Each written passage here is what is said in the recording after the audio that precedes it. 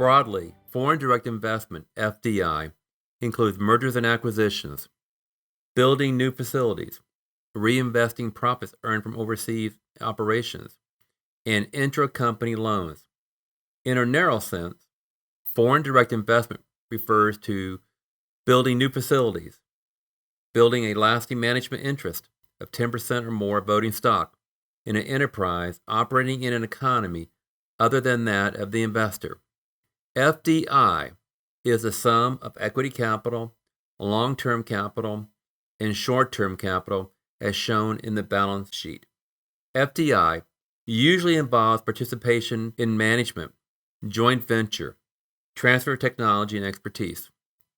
Stock of FDI is the net outward FDI minus inward FDI and cumulative FDI for any given period. Direct investment excludes investment through the purchase of shares if that purchase results in an investor controlling less than 10% of the shares of that company. Since World War II, the U.S. has been the largest source of foreign direct investment. This is due to the U.S. having no damage to its infrastructure from World War II. Most of Europe was devastated after years of war and needed to be rebuilt. U.S. companies were encouraged to look for investment opportunities in Europe and to a lesser extent Asia.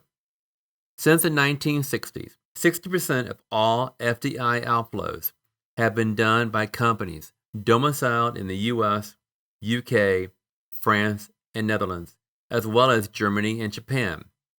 Only recently has China become a major foreign investor, especially in less developed countries like Peru, Brazil, South Africa, to name a few. Prior to making a foreign direct investment, many companies will look to exporting as a first step into the global business arena. In the world of global finance, this is one of the least risky methods as the exporter is in complete control of the process. If government policies change to where the landed product costs no longer make the product attractive in the foreign market, the domestic company can cease exporting to that market. Additionally, exporting allows a domestic company to develop its internal resources for global business. Companies will usually decide to move from exporting to the next step because the market demand has significantly increased in the foreign market. This will lead to licensing. An international business licensing agreement involves two firms from different countries, with the licensee receiving the rights or resources to manufacture in the foreign country, and the rights or resources may include patents, copyrights, technology, managerial skills, or other factors necessary to manufacture a good. Licensing represents a quick and relatively easy method to enter into a foreign market, allowing the foreign company to jump borders and tariff barriers. Another important advantage of licensing in a foreign market is it presents a lower risk since the lessee company enters the market with an established product and therefore the financial and legal risks are lower. Moreover, if a company chooses to offer an international license to a foreign company, it does not need the capital usually required to invest in a foreign country. There is a lower threshold for capital requirements. There are some disadvantages to licensing. One, it may result in a company giving away valuable technology and technological know-how to a potential foreign competitor. Two, the company does not have tight control over production, marketing, and strategy in a foreign country that may be required to maximize its profitability.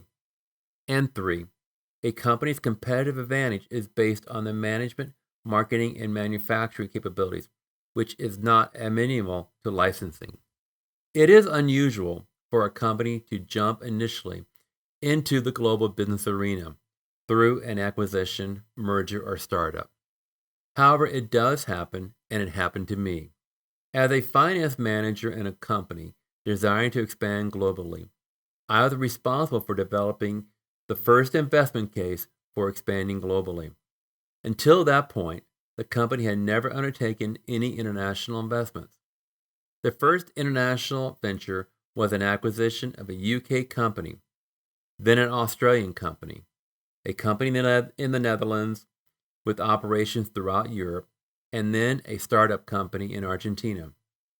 Each of those investments presented their own challenges. For example, in the UK acquisition, there were still other equity investors who had to be dealt with on a constant basis. Eventually, they were bought out by my company. In Argentina, it was a joint venture between 4 parties, 2 U.S. and 2 Argentine. One of the requirements for the investment opportunity required a local content component of the products being sold in Argentina to be manufactured in Argentina. One of the Argentine equity players was able to meet that requirement. However, they were regulated to a 10% equity position. From all of these experiences, the parent company that I worked for launched or acquired companies in Europe, Central and South America, Israel, and Asia Pacific. From a managerial perspective, the companies I have been involved in have always skipped the exporting, licensing route and went straight to foreign direct investment.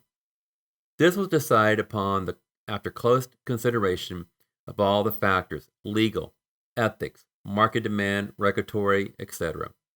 The manner in which those investments were executed varied and will be presented and discussed in later presentations.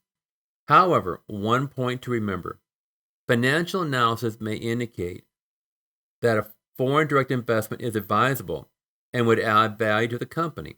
However, government actions may thwart such an investment opportunity. In 1988, I was responsible for analyzing a significant investment in Chile. After months of effort and negotiations, we were set to close the transaction in Chile. However, the U.S. Congress passed a resolution condemning the human and labor rights abuses of the Chilean government led by General Pinochet. Given my company was heavily unionized in the United States and was going through tough union contract negotiations, a decision was made to walk away from the deal due to the actions of the U.S. government. Several years later, we were able to enter the Chilean market through another acquisition opportunity that was less visible to the public. It was all about the timing.